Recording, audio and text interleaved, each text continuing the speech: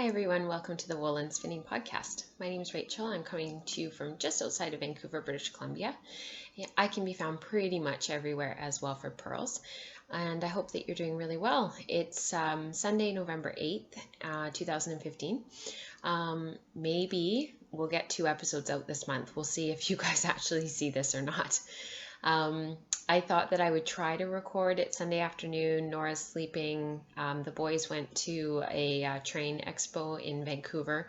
It's like model railways and all these different things that we thought that James would really enjoy. And let's be honest, my husband and actually my dad tagged along as well. So it's 3 generations going to look at trains, which I thought was kind of neat. So I have like half an hour of quiet, hopefully, and where I can maybe record and get something out, maybe get 2 shows out this month, so we'll see. So I'm going to jump right into it. The episode 11.2 will be the episode that I do the yarn ink drawing to see who that's going to live with. So if you're wondering about that giveaway, check out episode 10.1 and 10.2 from October. And I think for housekeeping and stuff, that's kind of it. I would like to just kind of jump right into the show. So that's what I'm going to do. We've had a terrible week. It was just one thing after another. And the icing on the cake was my husband inadvertently. I think he actually physically felt sick about this. Do you remember last episode I showed you his hand-spun, hand-knit socks that I had done for him a year and a half ago? They're felted. They inadvertently got caught up with the laundry. And when he helps with laundry, he doesn't check to see what's coming out of the wash and what's going into the dryer. And these were caught up with some sheets. I think probably they got laid on top, and after going through the wash, which they shouldn't have gone through a warm water wash, they went through the dryer. So they died. They died a warm, cozy death in the dryer. They are completely stiff. Like they're done. I was pretty mad. Not at him. He doesn't believe me that I wasn't mad at him, but I actually wasn't. I was just really upset. Yeah. So the icing on the cake of a terrible week. And in some ways, I'm not surprised. I'm surprised actually more at the fact that it took so long. These are a year and a half old, and they've been worn and worn and worn. They are 100% BFL. They are BFL silk blend, 85-15, I think. I think they were an 85%, 15% blend. They were not superwash. And there's really nothing else to say. They felted. So the first thing that I thought was I had already started a pair of socks for him for the fallintowinterKAL, and that's being co-hosted between myself and Kate of the Stitch Addiction podcast. If you don't know about all of that, definitely head over to the Stitch Addiction podcast Ravelry group. There's a thread on there, and it's just a sock CAL. Cast on was November 1st, and I started mine back in October because I'm not going to be doing prizes or anything. And I redid the toe about 10 times. I just couldn't get it right. And what was happening was, this is like this is like sport weight yarn, and I'm knitting them on 2.75 millimeter needles on my Addy sock rockets. And because it's a much thicker gauge than usual. Oh, where's my sock template? Oh, Nora was tootling around with it. I'm sure she was playing with it on the counter, and I think I left it in there. So Mike's toe he has quite a deep toe box, and on the Fish Lips Kiss Heel, you do you trace a template, and you increase on the toe, whatever toe you decide to do. You increase until you hit a certain point, and then you knit straight for the foot. And I just couldn't get the toe box right because it was either too slow for the increases and I was ending up out here, or it was too fast and they were like this. And so of course that anatomically doesn't fit, right? So I had to play around with the increases, and I ended up doing 5 regular every second row increases, and then I knit 2 rows straight and then did another couple of increases, and that's actually what ended up working in the end. So the toe is a little bit more, is a little bit gentler in the increases, and then I knit straight. And there's only 44 stitches for this sock for the foot all the way around. And so I worked yesterday and started the shift off it was truly terrible. And by about 10 o'clock at night, because I work a noon to midnight shift, by about 10 o'clock at night, everything was quiet. There was nothing going on. My cell phone that I carry at the hospital had not stopped ringing all day, and I hadn't had any breaks. So I took my break from 10 to 11 before I finished my charting, and which is a bit of a gamble because if the phone rings at 11, you gotta answer it, right? And if your charting's not done, and I wasn't back today, but I was like, everything's quiet. The site leader wasn't concerned. ICU was quiet because I'd done a couple of walkthroughs, and we'd kind of put out a bunch of fires. And so I sat and knit on this for an hour. So I actually recast on the toe, knit all the way, and I actually got down to like here before turning the heel. Like I think I only had 7 more rows of the foot to do this morning, and then I turned the toe at breakfast, sitting at the table. So this is the Fish Lips Kiss heel that I love so, so much. And it fits Mike really well. So that's what the short rows look like. And then she recommends in the pattern to knit straight for 1 inch and then start your patterning. So I've actually, I'm doing a 2x2 rib for the leg of the sock just to cinch them up a bit for Mike, because these aren't going to be super tall, because I don't have tons and tons of hand spun. This is the skein that I talked about last time that I didn't get great yardage. I'm hoping it'll focus. There we go. I didn't get great yardage with this. It was, it's Sweet Georgia Yarns' Panda base, which is a superwash merino, nylon, and bamboo blend. And it creates this really gray, actually you can see it better in the sock. It creates this really gray yarn because of the bamboo, because bamboo doesn't take dye like the merino does. So it creates this really, really gray, really, really high sheen yarn. And it's really pretty, but I wish I had Navajo plied it, because it's ended up being like really, really gray because of all the brown that was in the original colorway. And I thought what I would do is insert a photo of the braid here, and you guys can see what the original braid looked like, because the colors were really quite bright, and it's to compensate for how gray it becomes. The colorway is called Sitka, and it was, so I obviously live on the west coast of British Columbia, and we have along the whole west coast all the way up into Alaska these Sitka spruces, and they're spruce trees, they're evergreens, and the colors of the spruce, of these spruces that live along, they're right on the coast. Like if you look on a map, there's a really good map on Wikipedia actually, because I looked. The little green line of where Sitka spruces live is right along the coastline all the way up into Alaska, and the colors of Sitka spruces are these colors. I mean, it's just completely, it's totally bang on. I'm hoping the camera will refocus. There we go. And that, like, they're really washed out looking trees. They're not super, super bright. They're green. Their evergreen is, their pine, their needles are quite, that real evergreen tealy color. That's really true to what they look like. Anyways, when I saw the colorway sitting in the bin at the Sweet Georgia studio, I grabbed it right away, and I wanted to get it for Mike, so to knit socks for him. So this is the first one, and like I said, I'm now on the leg, so it's getting there, and that's for the Fall into Winter KAL.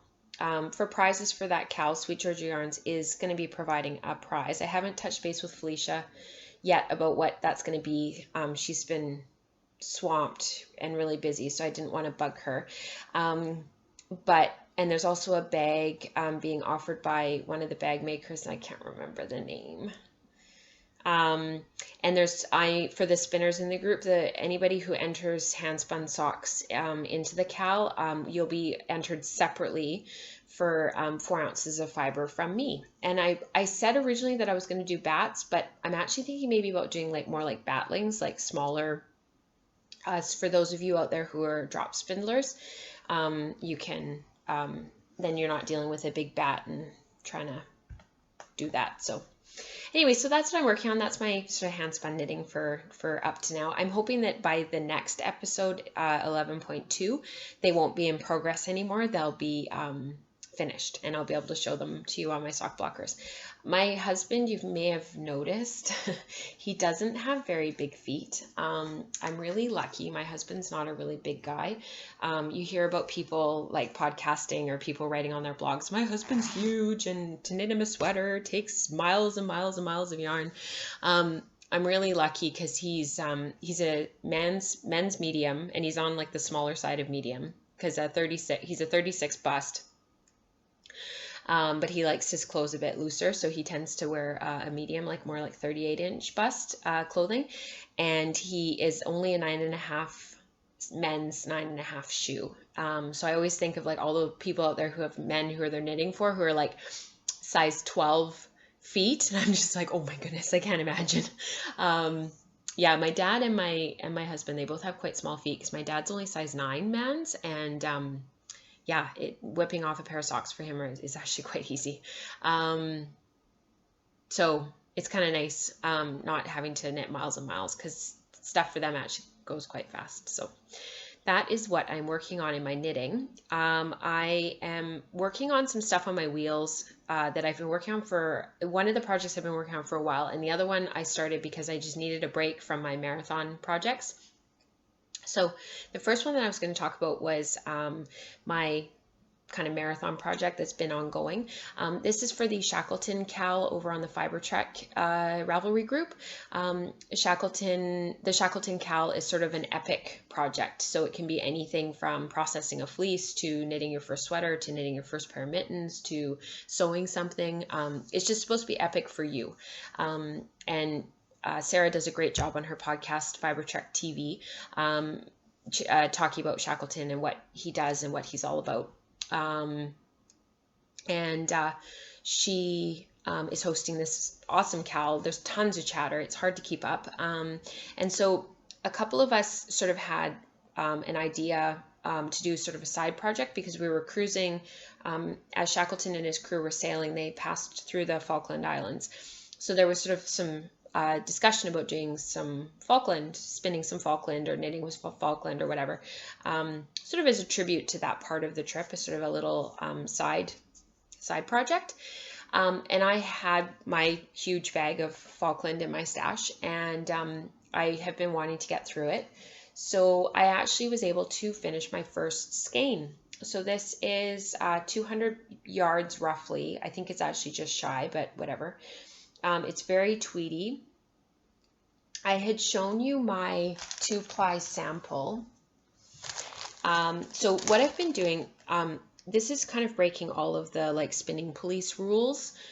So anybody out there who doesn't agree with doing this, I hear you, I know the arguments, and I'm going to do it anyway.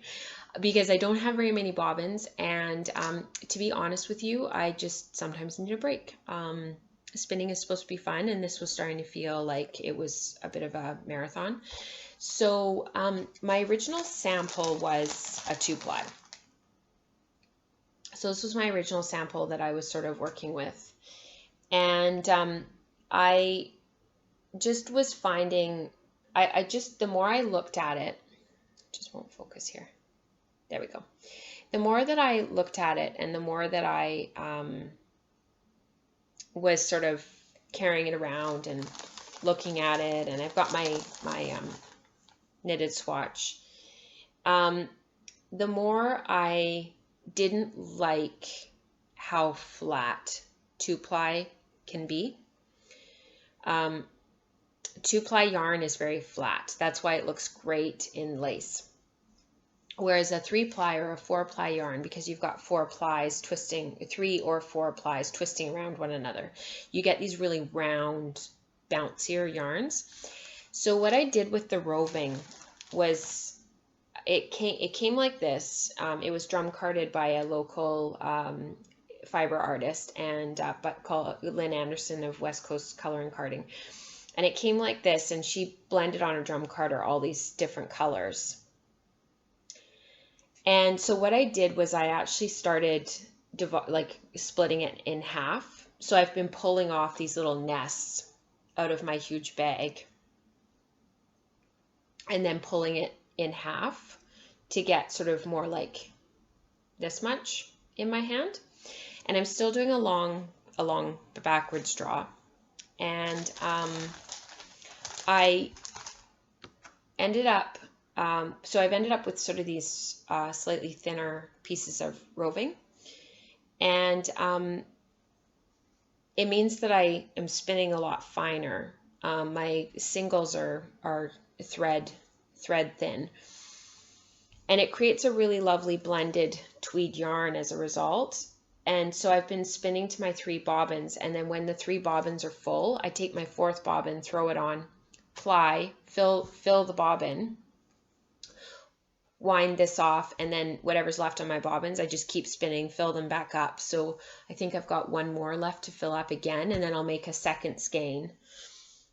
So do my 3-ply, and then of my 3 bobbins, whatever one's the most empty, I'll start with that, fill it back up, fill up the second one, fill up the third one, and then reply a 3rd skein and keep going.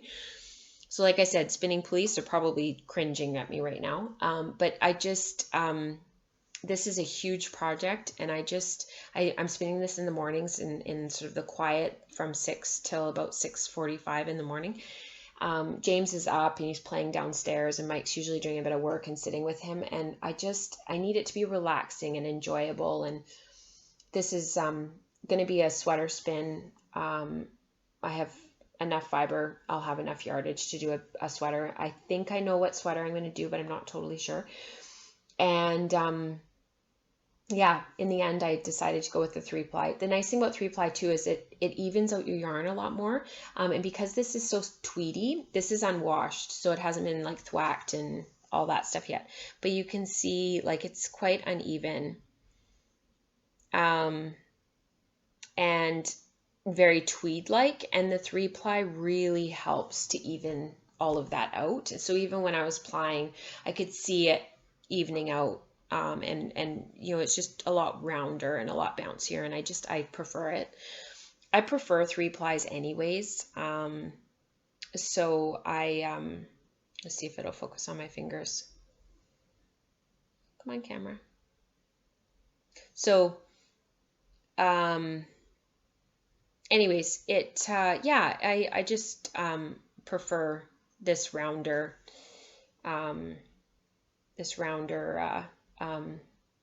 more even yarn. It's very woolen. It's very tweedy. It's very rustic. I think it'll make a great coat. There's a pattern out there. It's called Fall Coat. It's not any interesting name, but it's by Pickles, Anna and Sarah, I think.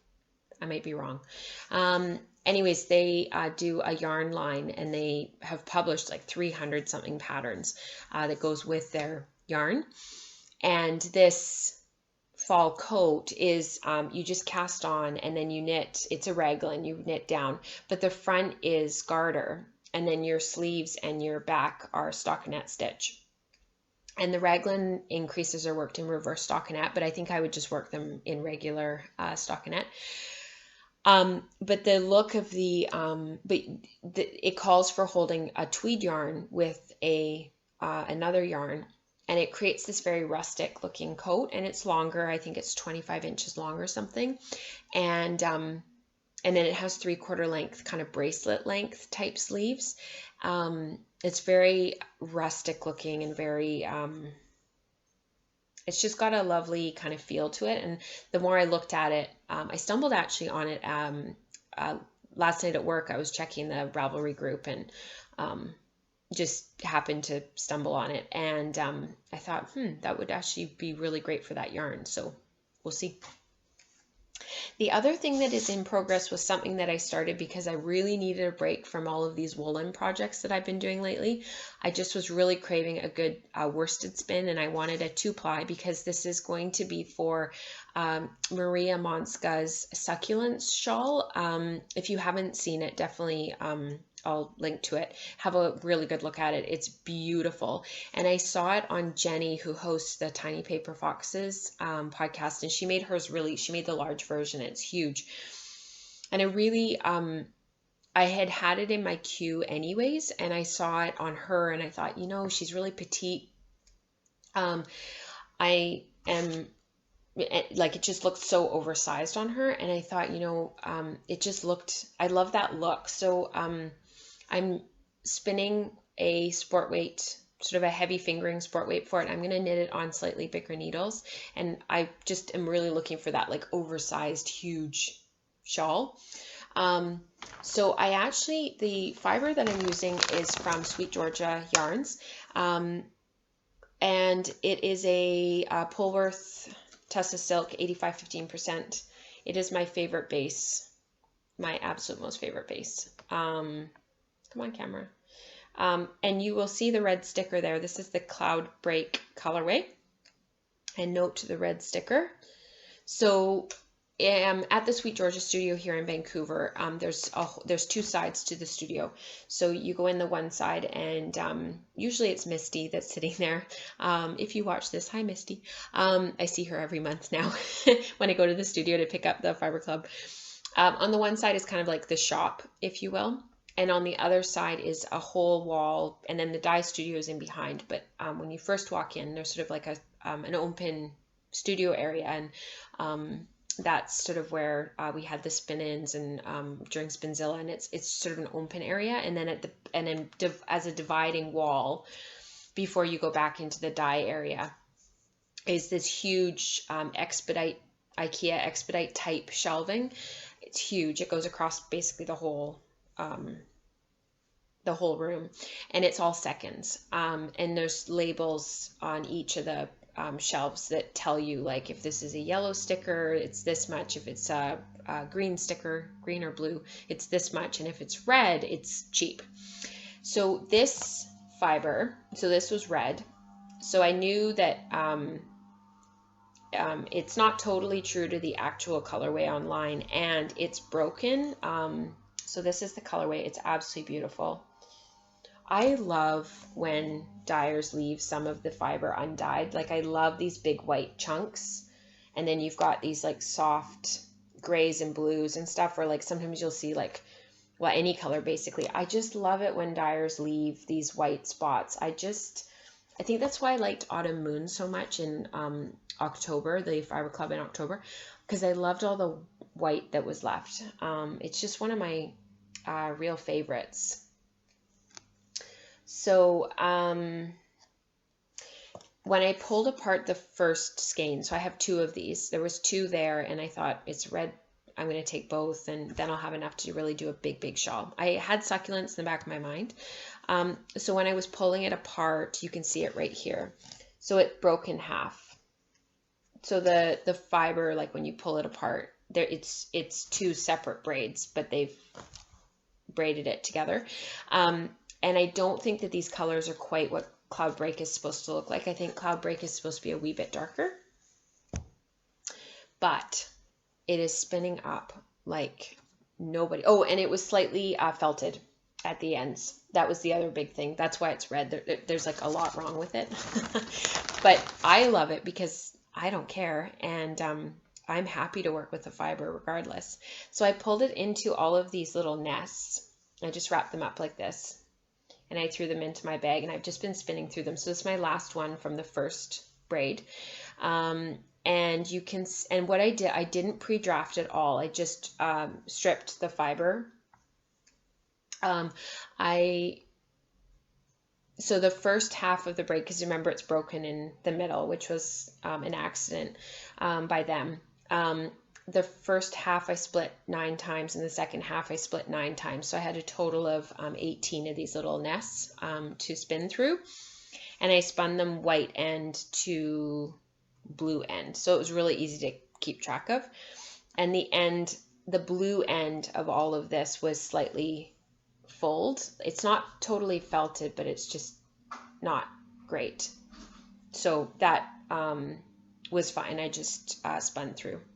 So I've actually decided I didn't have anything on my Hansen, and I've been plying my Falkland on the matchless, and I actually have already finished the November Fiber Club for Sweet Georgia, because the next 2 weekends are tied up with some other stuff that I'm actually doing. So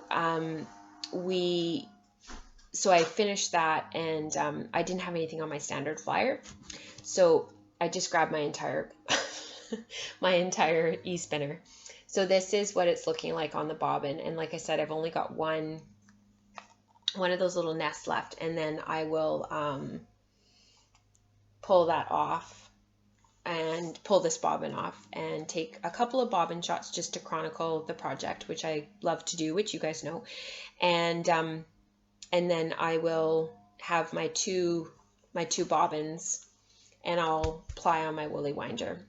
So you'll notice, I talked about this in the group we have a thread for show us your wheels and spindles and whatever, all the things that we all spin on. So I talked about this in the thread, but you'll notice that my standard flyer is a different color from my Hansen. So when it comes to my craft stuff, I really like to buy my tools secondhand if I possibly can, because I feel like there's so much out there, and I don't want to waste. Part of why I craft and make things is to reduce waste, and I love the idea of not composting fleeces from sheep. I love the idea of that we use them and we consume them, and of course often fleeces get burned, which is not environmentally friendly at all. So I try to buy a lot of my crafting tools secondhand. So this came up, actually, it came from Malaysia, of all places, but it was a cherry one, and she had bought a woolly winder and a lace flyer and just didn't use her standard flyer anymore. But I really wanted a standard flyer for my Hansen, because as you guys know, I tend to spin large quantities of stuff. I tend to spin for large shawls and sweaters. And so I really wanted the standard flyer because I wanted the big bobbins. I maybe will eventually get a lace flyer eventually, but I wanted the big bobbins. So when it came up and came available, even though it's cherry, I messaged her anyways, because I don't mind that it's not maple and that it doesn't match perfectly. My big concern was, that I needed 3 bobbins and a flyer that was well looked after and hadn't been really beaten up, and worked.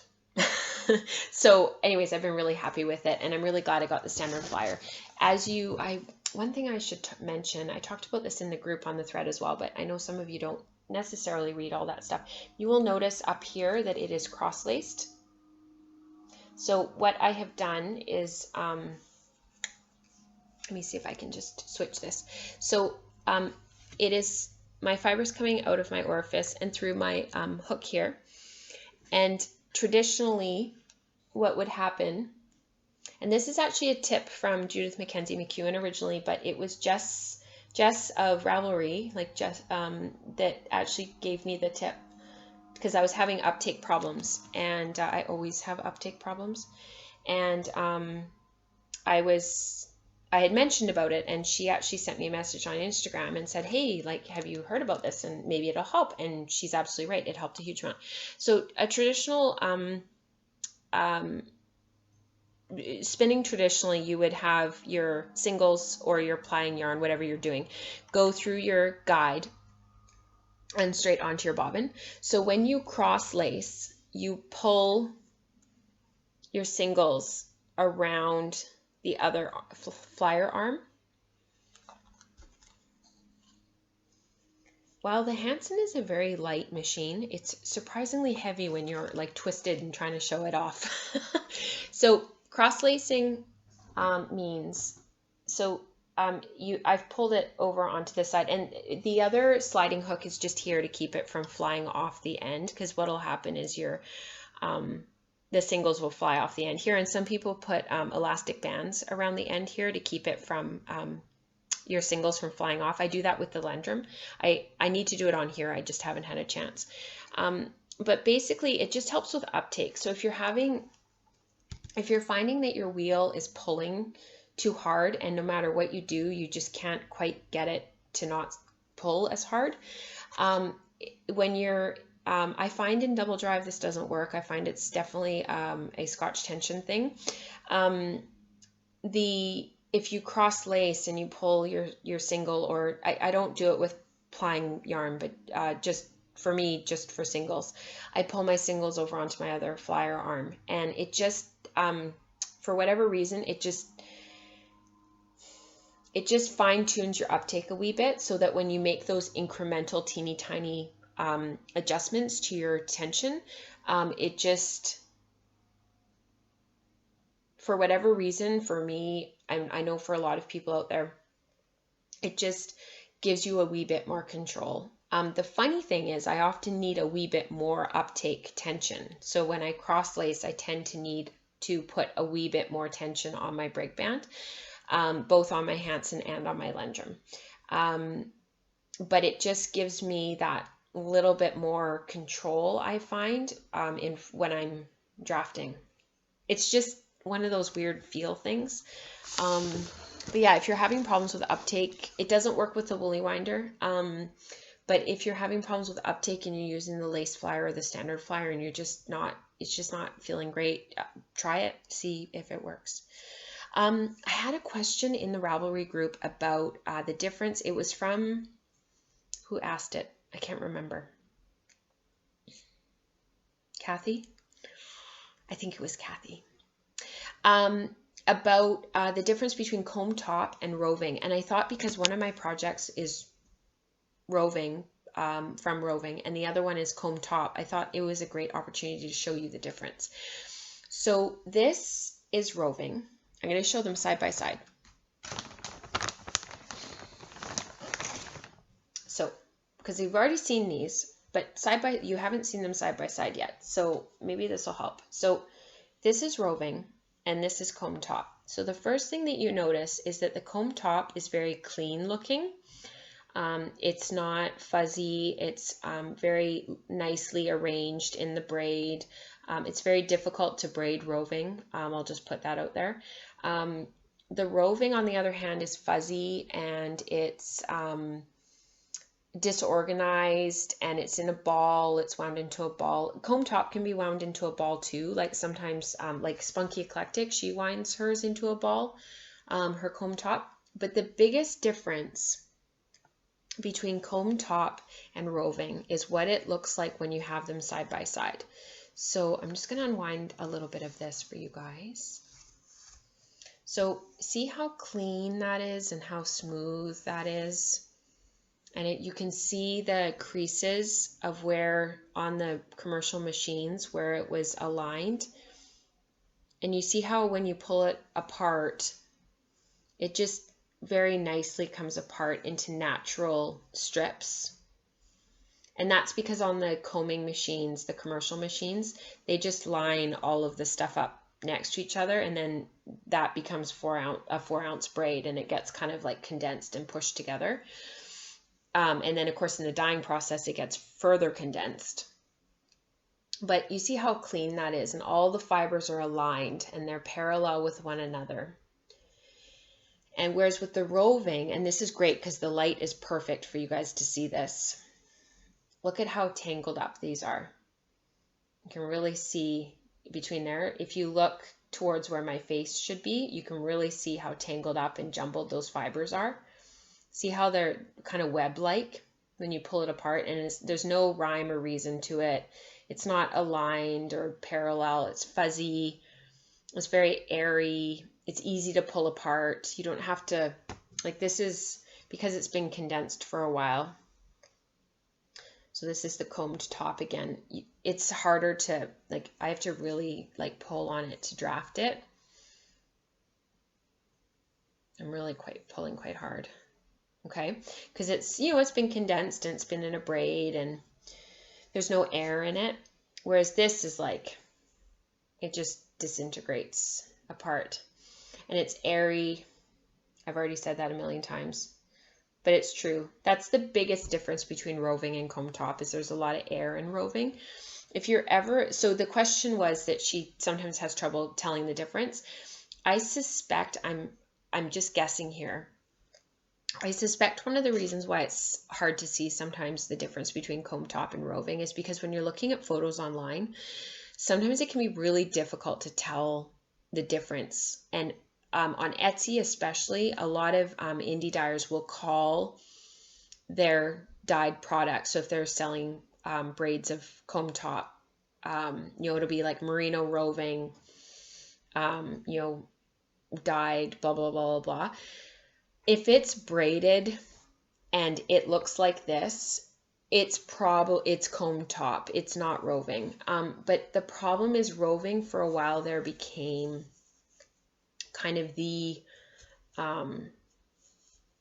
everybody was calling everything roving. And I think what ended up happening, I'm just guessing, but I think what ended up happening was people didn't realize that there was actually a difference. And so all fiber started being called roving. So if you're ever unsure and you see a photo on somewhere like Etsy and it's beautifully braided, and it looks really smooth and really compact like this, it's comb top. Roving will look like this. It's fuzzy. You can't braid it because it'll fall apart. The other thing that is a roving, like, or a woolen prep, because that's what this is it's a woolen prep. It's got air in it. The fibers are no longer aligned. They're jumbled up together, and when you spin them, you get these fuzzy yarns that have lots of air in them. The other woolen prep that you'll see that is often called roving are bats. And those are, I'm actually going to grab one because I have them right here. And bats are, sorry. Well, this is a nest from a bat. This isn't actually a bat. But again, this is roving. And I stripped this from a bat. This is my Shetland that I've been working on. But you see how airy that is? You can see right through it. Yeah, so bats are a woolen preparation. Sometimes you'll see, just to make things even more complicated, sometimes you'll see on Ravelry and usually actually you'll see it on Etsy and sometimes on Instagram, you'll see the term smooth bats. That's where they've taken combed top or worsted preparations, and worsted preparations create worsted yarns. So this would be an example of a worsted yarn. It's smooth. The fibers are aligned. It has sheen, whereas this is fuzzy and it doesn't have a sheen particularly. You can see the difference when you have a worsted yarn and a woolen yarn next to each other. You can really see the difference. Wish my camera would. There we go. So this is a woolen yarn. This is a worsted yarn. Worsted prep, woolen prep. And then to complicate things, you'll see these smooth bats, quote unquote, talked about on Etsy or on Instagram. It's where people have taken comb top and they've put it through their drum carders. And generally they only go through the drum carder once. And it's the cloth on the drum carder is a finer TPI. and that's tines per inch. So 72 is a coarser cloth on a drum carder. The Ashford standard carder is a 72. Hand cards are usually 72 unless you get cotton cards, hand cards. But 120, you're getting a bit finer in cloth. 180 is very fine. 190 is very fine. And that's when you pull off a smooth bat off of a finer tined drum carder. When you pull it off, you kind of very gently sort of draft it ever, like very, very, very ever so slightly. And it smooths everything out and it makes this really smooth bat. And so that gets complicated because you can spin that in a worsted way, but it's still a semi-woolen prep. How's that for complicated? So I would really encourage those, because this question came from someone on the "What are you curious about" thread. I would really encourage you to really look at stuff, really inspect it. Ask if you're in person and you see something, ask if you can pull it apart a little bit so you can really see what it is and what the fiber is if you're unsure, and ask. Don't hesitate to ever ask. If people are annoyed at you asking them, then maybe you don't want to give them your business anyways, right? So I hope that answered your question. I hope it helped a little bit. I found that whole roving comb top thing when I first started spinning so confusing, and I basically just ignored it for a while until I had bought a few indie dyed braids of fiber and started to kind of get my head around what comb top really was. And then my friend Diana actually helped me to kind of navigate what all of the other stuff was. So I hope that helps just as an intro. And we, over time, can continue talking about that on the show. The last thing I wanted to talk about today, because this is a shorter show, and I didn't want it to be really long, was actually my actual project for the Shackleton CAL. I swatched up, this was wet last week, so I thought I would show you it dry because it's ended up just being beautiful. This is my BFL Alpaca blend that I made on my drum carder. These were smooth bats that I made.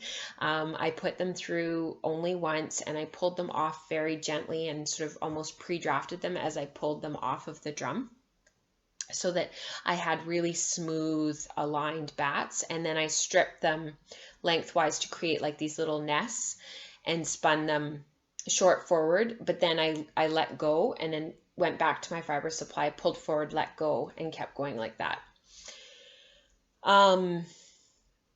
Yeah, so this is the swatch that knit up. This down here is 5mm and this up here is 4.5mm. Originally my plan was to knit a sweater, but I have actually completely abandoned that plan for the Shackleton CAL.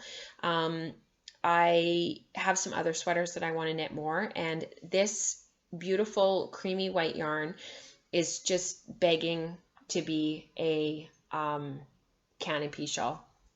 The Canopy Shawl is by Melody of the Mandarins podcast. If you don't watch that podcast and you just love yarn and natural things like, from wooden buttons to foraging in the woods for mushrooms, she's definitely a podcast to check out. I really love her. She talks a lot about how she lives and the lifestyle that they're choosing and their homesteading kind of ideas, and I just love hearing about it. She's French. They live in Lithuania, I think. I know they live in the woods. But anyways, I would definitely check her podcast out. So Canopy is one of her shawl patterns that's available for purchase on Ravelry, and after I swatched this up, I just kept thinking, no, I really want to knit that Canopy shawl. So I'm thinking I'm going to knit it on the 5mm part of the swatch, even though I had decided it was too loose. It was too loose for a sweater, but for a shawl it would actually be perfect. It created a really lovely fabric, and I really love the yarn overs, and that's what actually sold me on probably doing it on 5mm. So I've already bought the pattern, I've already downloaded it, and I've actually printed it. I generally print lace patterns. I tend not to print my other stuff like sweaters and stuff. I don't print those patterns because I keep a notebook and I make notes in there. I don't need the printed pattern, but for shawls, when there's lace, I print them. So I skeined up one of my monster skeins from Spinzilla of my BFL Alpaca blend, and I am hoping to cast this on. I have one more thing that I need to do before I do this, before I start this, and I'm really hoping I can get that done this week, and then I could start this. So I think this will be my Christmas shawl this year. I knit a Christmas shawl last year, and it wasn't like a Christmas shawl in Christmas colors or anything. It was my hand spun shawl that I did out of my Hedgehog Fibers Fiber Club. But I knit it through the Christmas season, thinking about my friends and my family and the Christmas, sort of the Christmas spirit, if you will, of things that were going on throughout November and December, because I didn't do any hand knit gifts last year, which I'm going to continue this year other than Mike's socks. And it was just really lovely to kind of channel all of those thoughts and all of that energy and ideas into sort of a selfish knit that kind of ended up being sort of like a prayer shawl, kind of. And that's sort of what I'm thinking about doing with this again. And I'm hoping that I can actually wear it at Christmas, because where we're going to be this year for Christmas is going to be very cold. So that's my BFL alpaca, and I'm hoping to have that cast on, and I'll be able to show you progress next episode. I had one more question in the Ravelry group that I wanted to address really, really quickly, and it's from Vicky of Knitwit Vic. She lives in Victoria, which is where my brother and sister-in-law live. And Vicky's been very active in the Ravelry group thus far, and I really thank you so much, Vicky, for being such a cheerleader. I really appreciate it. She had a question about winding off and measuring yardage. I think we all probably do it relatively similarly, but I wanted to really quickly say, because she had said that she generally winds off onto her nitty naughty, writes down the yardage that she gets, and then washes it. And is this sort of what everybody else does? Absolutely, that's what I do. I wind off onto my nitty naughty. I wash my yarn. I don't take that yardage that I got when I first wound off as writ in stone. So I write it down. I generally make a note of it in my Ravelry handspun notes project page. And then I wash it. And when I go to actually knit with my handspun, before I completely decide on a project, when I'm going to cake everything, I actually have a Nancy's Knit Knacks meter counter. It measures in feet, which is fine. But I use that to get a really accurate measurement of what my yardage is, because generally up to that point I don't have to be like super accurate, and I can generally spin more if I need more yardage. Like if I'm short by 50 or 100 yards or something, I generally have enough that I can usually make it up, because I generally have fiber in such high quantities. If you're looking for more accurate yardage measurements and whatnot, a lot of people will generally skein their handspun, and then they wash it, and then they put it on a skein winder. And a skein winder is generally, it looks like this, and you wind, and every turn is generally 2 yards or 1.5 yards. And you would do it after you can either do it right off your wheel and get like you would use a nitty naughty, but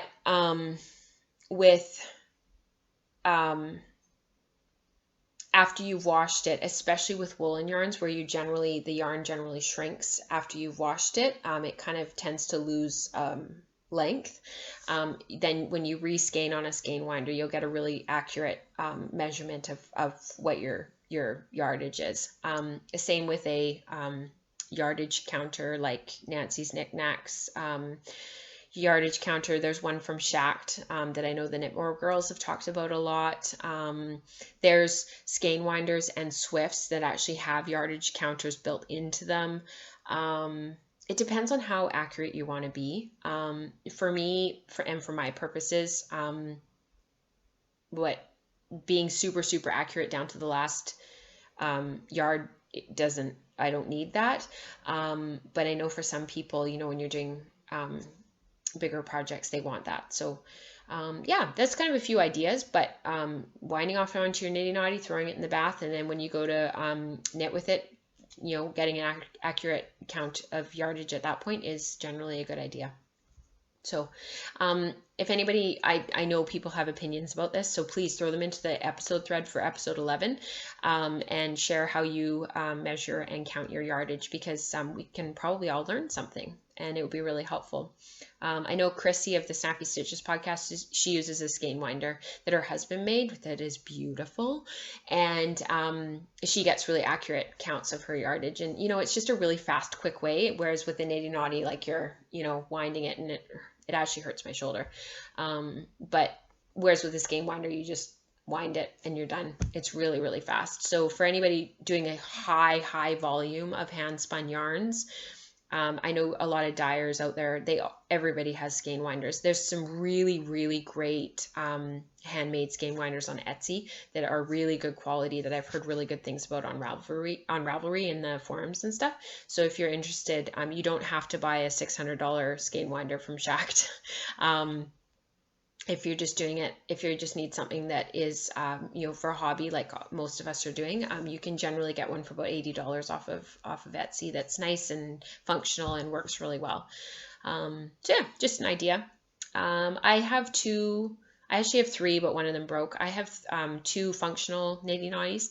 I do have a small, the small 1 yard Ashford sampling Nitty Naughty that I find really, really helpful. And I also have the 1.5 yard Nitty Naughty that's great. They're both Ashford, and of course the Ashford products are so good. And I had a 2 yard Kromsky that I liked the best just because it was a full 2 yards, but James broke it. So I don't have that one anymore. But yeah, I'm hoping to get a skein winder soon, because it's very helpful when you've got big skeins and you've got, you're up at like 500-600 yards of yarn. That's hard to do on your Nitty Naughty. So just some food for thought. If you're starting to do higher volumes of yarn, definitely look into getting a skein winder. They come up they actually come up on the tools and equipment, the used tools and equipment group here on Ravelry. They come up quite a bit actually on that forum if you keep your eyes open. So something to think about.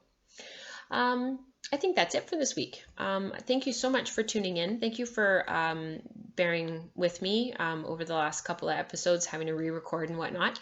I think this new setup is going to be okay. So we'll fingers crossed. So have a wonderful week. Here in Canada, we are this week we'll be celebrating Remembrance Day. So for those, all 4 of my grandparents actually all served in World War II. So and my dad still remembers rationing in Britain because he was born in the 40s. So we always spend some time on Remembrance Day remembering their service and those affected by war in general. So that's happening this week. And then after that, the next weekend, I'm actually taking a course at MyWA here in Vancouver. I'm taking a dyes course. It's a 3-day intensive. I'm really excited about it. So I'll let you guys know how that goes at the end of the month in episode 11.2. So don't forget to enter the giveaway in episode 10. I will be drawing a winner and announcing that next show. And until then, happy spinning.